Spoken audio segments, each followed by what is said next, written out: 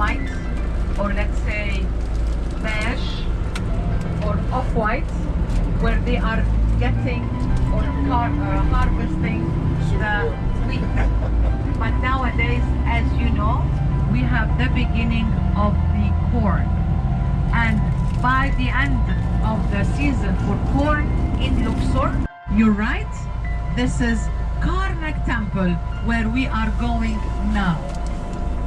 This road was a road used by the priests carrying the boat of either Amun or Mut to transfer them from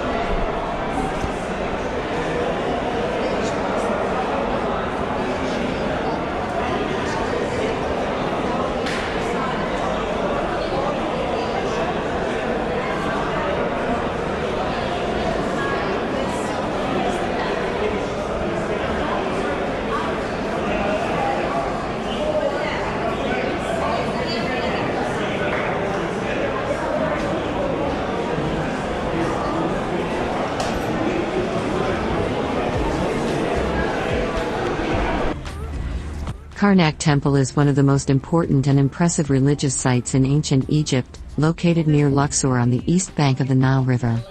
Its history spans over 2 millennia, from the Middle Kingdom, around 2000 BCE, to the Ptolemaic period, around 30 BCE, with various pharaohs contributing to its development and expansion. Here's an overview of its history. The site of Karnak was originally a small temple dedicated to the Theban god Amun, also spelled Amon. Its initial construction dates back to the Middle Kingdom, circa 2000 to 1700 BCE. During the reign of Pharaoh Amenemhat I, however, this early structure was relatively modest compared to what it would become. The most significant developments at Karnak occurred during the New Kingdom, particularly under the reigns of powerful pharaohs like Thutmose I, Hatshepsut, Thutmose III, Amenhotep III, and Ramses II. They expanded and added monumental structures, including massive pylons, gateway entrances, obelisks, and monumental statues. Thutmose I, circa 1504 to 1492 BCE, he expanded the temple complex and built the first large pylons. Hatshepsut, circa 1479 to 1458 BCE, she added a small temple and several statues, promoting the worship of Amun and strengthening its role. Thutmose III, circa 1479 to 1425 BCE, known as the Napoleon of Egypt, he is often credited with greatly expanding the temple and adding several architectural features. Amenhotep III, circa 1391 to 1353 BCE, he built many of the grand structures within the temple complex, including the famous colonnades. Ramses II, circa 1279 to 1213 BCE, he further contributed by constructing statues and pylons, enhancing Karnak's role as a religious center.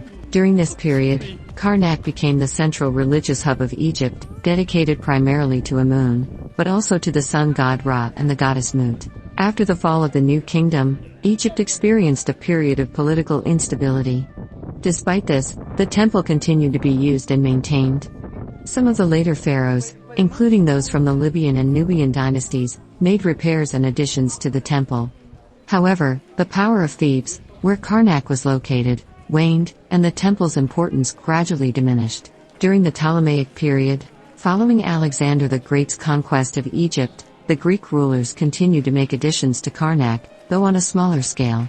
The Ptolemies focused on adding smaller structures, but the grandeur of earlier pharaonic contributions was no longer matched. The Ptolemaic rulers, like Ptolemy III and Ptolemy IV, constructed smaller temples and reliefs at Karnak.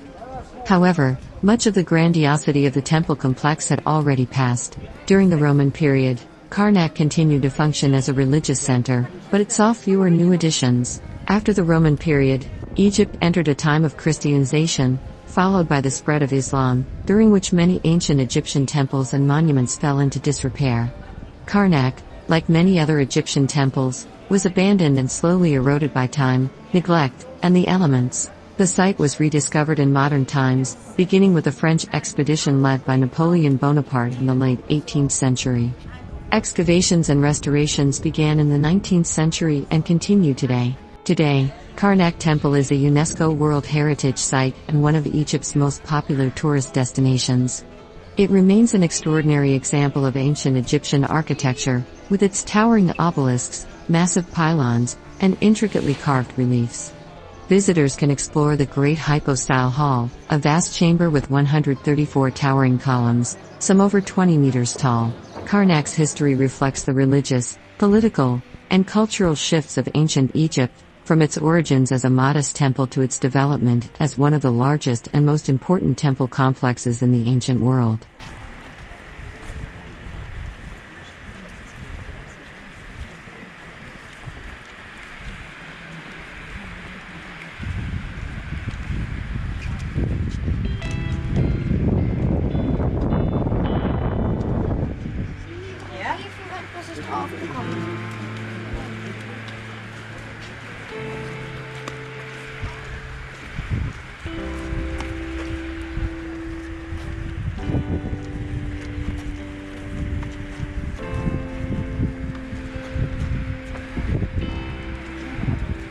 The obelisks of Karnak are among the most iconic features of the temple complex, with several towering examples standing as a testament to the grandeur of ancient Egyptian religious and architectural achievements. Obelisks were monumental stone pillars, typically with a quadrangular base and a pyramid-shaped top, and were often associated with the sun god Ra. The obelisks at Karnak were erected to honor the gods, commemorate royal achievements, and demonstrate the power of the pharaohs. Obelisks in ancient Egypt were primarily dedicated to the sun god Ra, or Amun, in the case of Karnak, and symbolized the rays of the sun. Their tall, pointed shape represented a beam of sunlight, and they were often placed at the entrances of temples to stand as beacons of divine presence. The pharaohs who erected these obelisks were believed to be bringing the sun's power to earth, linking the kingship with divine authority. Karnak is home to several significant obelisks, many of which were created by New Kingdom pharaohs. These obelisks were crafted from massive blocks of red granite, typically quarried from Aswan, located in the southern part of Egypt. The most famous obelisks at Karnak were erected by rulers such as Hatshepsut, Thutmose III, and Ramses II. Hatshepsut, one of Egypt's most powerful female pharaohs, circa 1479 to 1458 BCE, is particularly renowned for her obelisks. She commissioned the creation of 2 obelisks at Karnak, which were later inscribed with her name and achievements. These obelisks were both monumental in size, standing about 30 meters, 98 feet, tall. They were erected at the entrance of the Temple of Amun at Karnak. Today, one of her obelisks still stands in its original location, while the other was later removed and transported to Constantinople, modern-day Istanbul, where it stands in the Hippodrome. Thutmose III, Hatshepsut's stepson and co-regent, also erected obelisks at Karnak. He is often credited with adding significant architectural features to the temple complex, including the installation of several obelisks. Some of Thutmose III's obelisks are notable for their inscriptions, which tell of his military victories and divine favor. Ramses II, one of Egypt's most famous and prolific pharaohs, circa 1279 to 1213 BCE, also contributed to Karnak's collection of obelisks. He erected several obelisks, many of which were inscribed with records of his reign and military triumphs. Ramses II's obelisks often stood at the entrances of temples and were meant to emphasize his divine relationship with the gods. The construction of these massive obelisks required significant engineering skill. The stone blocks were quarried at Aswan and transported hundreds of kilometers to Karnak. Workers would carefully shape and carve the obelisks on-site using copper tools, and then they would be erected using ramps and levers. Some obelisks, such as the one erected by Hatshepsut, are particularly famous for their size and the complexity of their construction. The obelisks at Karnak vary in size, but they were all monumental in scale. Most were made of red granite, a durable and hard stone, which gave the obelisks their striking appearance. The largest obelisk at Karnak is the one erected by Hatshepsut, which stands around 29 meters, 95 feet, tall and weighs about 300 tons. Some of the smaller obelisks measure around 15 to 20 meters in height. Over time, Many of the obelisks at Karnak were moved, either by later pharaohs, conquerors, or other rulers, to other locations in Egypt and beyond. Some obelisks were relocated to different temples or cities within Egypt. Several obelisks from Karnak were transported to other parts of the ancient world, such as Rome and Constantinople, modern-day Istanbul, where they still stand today, symbolizing Egypt's influence. The most famous obelisk relocation is the one by Emperor Theodosius in the 4th century CE, which moved Hatshepsut's obelisk from Karnak to Istanbul. Today, several obelisks still stand in their original locations at Karnak. The most famous of these is the obelisk of Hatshepsut, which still rises proudly at the entrance to the Temple of Amun.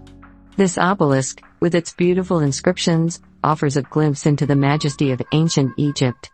Additionally, pieces of other obelisks and fragments can be seen throughout the Karnak complex, showcasing the grandeur of this ancient site. In summary, the obelisks of Karnak are not just architectural feats, they represent the deep connection between the pharaohs and the gods, the role of monumental art in ancient Egyptian culture, and the lasting legacy of Egypt's influence on world history.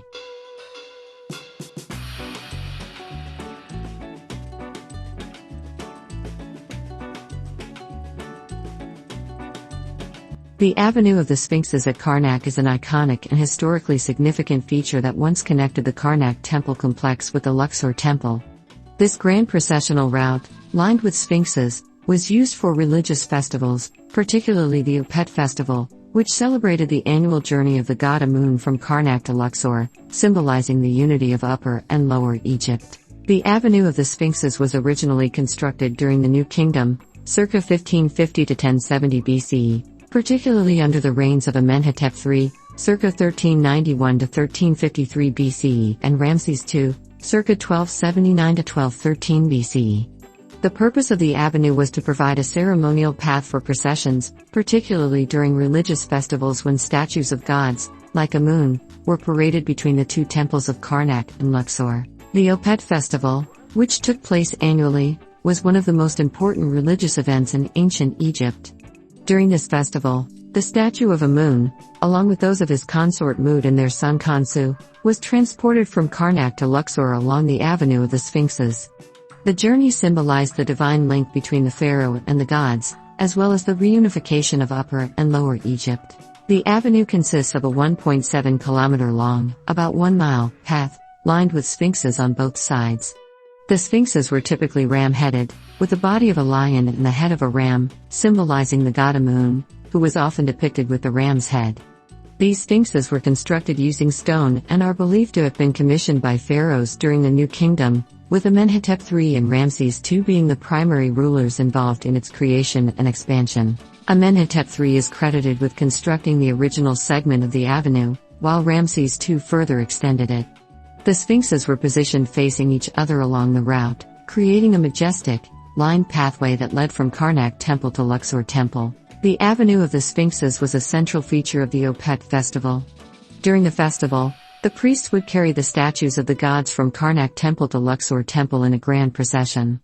The statues, placed on wooden boats or litters, were paraded along the avenue, accompanied by music, dancing, and offerings. This journey was not only a religious act but also a political statement, symbolizing the divine authority of the pharaoh and the strength of the nation.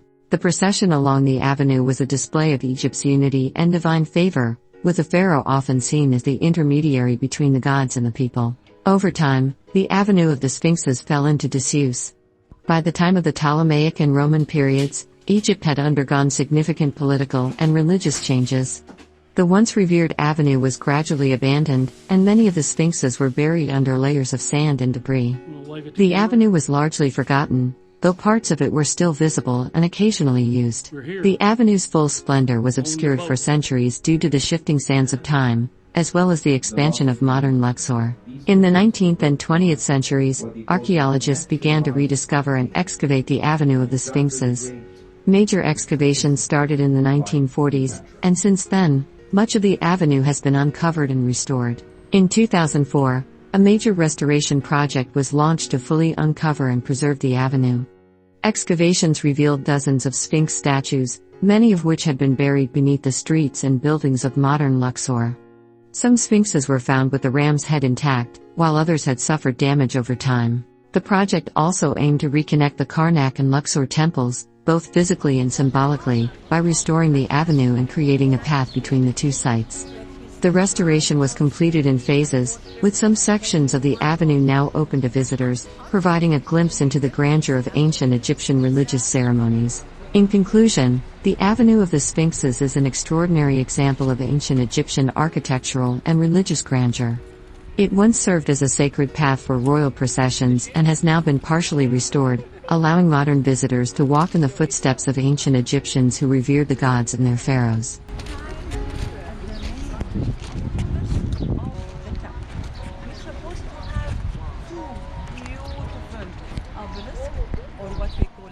Luxor Temple is located on the east bank of the Nile River in the modern city of Luxor, ancient Thebes.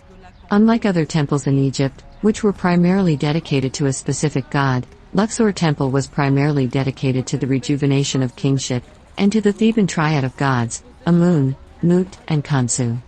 Its rich history spans multiple dynasties and centuries, making it an important site for both religious and political life in ancient Egypt. The initial construction of Luxor Temple began during the reign of Amenhotep III, circa 1391 to 1353 BCE, in the 18th dynasty of the New Kingdom. Amenhotep III, one of Egypt's most powerful and prosperous pharaohs, established Luxor as a significant religious center. He initiated the construction of the temple, which was meant to honor the gods, especially Amun, and also to celebrate the divine nature of kingship. Amenhotep III constructed the central part of the temple, including the first pylons, entrance gates, and the colonnaded hall. He also erected two massive statues of the king, known as the Colossi of Memnon, near the temple, although these are not part of the temple structure itself. The most extensive construction and additions to Luxor Temple were made by Ramses II, also known as Ramses the Great, during the 19th dynasty. He greatly expanded the temple, making it one of the grandest in Egypt. Ramses II added a second pylon, entrance, to the temple and constructed the Great Hypostyle Hall, a large open courtyard with massive columns. He also created two statues of himself, each around 25 meters high, at the entrance of the temple. These statues are often referred to as the Ramses II statues and are among the most iconic remnants of the temple today. He also added a pair of obelisks at the front of the temple. Okay. The Viking river cruises boats are a part of a modern river cruise line that offers luxurious journeys along some of the world's most famous rivers, including the Nile River in Egypt. Viking's Nile cruises are an increasingly popular way for travelers to explore ancient Egypt's fascinating historical sites while enjoying a comfortable, all-inclusive experience. These cruises typically offer a combination of relaxation on board and guided tours of ancient monuments such as the Valley of the Kings, Luxor Temple, Karnak Temple, and Abu Simbel. Viking's Nile ships are typically designed for around 100 to 150 passengers. This allows for a more personalized experience, with smaller groups on excursions and better attention to the guests' needs. Guests can enjoy high-quality dining experiences on board, with a variety of international and local Egyptian cuisine. Most ships also offer buffet-style meals and à la carte options, with the opportunity to sample Egyptian delicacies. The boats are designed with large lounges, bars, and decks, where passengers can relax, enjoy drinks, and socialize. Onboard entertainment often includes performances of traditional Egyptian music or dance. There is often a sun deck for guests to relax, sunbathe, and enjoy the view of the river as the boat cruises between ports. Viking's Nile cruises typically operate between Luxor and Aswan, two of the most famous cities in Egypt. The journeys typically last between 7 and 10 days, and the itinerary includes stops at various historical and archaeological sites along the river, including Luxor, known for the Karnak Temple and Luxor Temple, and the nearby Valley of the Kings; Edfu, the site of the impressive Temple of Horus; Kamombo, known for the Temple of Kamombo, dedicated to the gods Sobek and Horus; Aswan, famous for the Philae Temple; Abu Simbel, although it's further south, and the Nubian culture along the river. The ships provide guided tours of these sites, often with Egyptologist guides who offer in-depth knowledge of ancient Egyptian history and culture. The cruise also includes time on the boat, allowing travelers to relax while taking in the beautiful Nile scenery. Guests can attend lectures or presentations about ancient Egyptian history and culture. These talks are often delivered by experienced Egyptologists who provide in-depth background before visiting historical sites. Onboard entertainment might include traditional Egyptian dance performances, belly dancing, or folk music, enhancing the cultural experience of the cruise. Viking offers excursions at every stop, including visits to temples, tombs, and monuments, all led by knowledgeable guides. Some excursions also include unique experiences, such as a traditional Egyptian boat ride on a felucca, sailboat, or a visit to local markets. The emphasis on small group travel ensures that guests receive more personal attention and have a chance to form deeper connections with their Egyptologist guides and fellow travelers.